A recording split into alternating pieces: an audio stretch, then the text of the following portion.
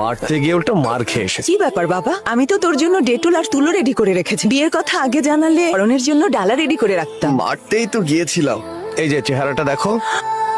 আমাকে কেন মারতে এসেছো? কাব্য কি বিরক্ত করি তাই, নাকি ভালোবাসি? ওর বন্ধু আমাকে পছন্দ করে না বলে বলেছে যে আমি ওকে বিরক্ত করি। যদি তাই হয় তাহলে মারো আমাকে, আমি কিছুই বলবো না। কিন্তু সত্যিকারেই যে ভালোবাসে তাকে মারা ঠিক না। ভালোবাসার সত্যটা মিথ্যা কিভাবে বুঝবো? তিনটা বেস্ট ফ্রেন্ডের নাম বল। গণেশ, সুজিত, সুরেন। ফোন কর। হ্যাঁ বল।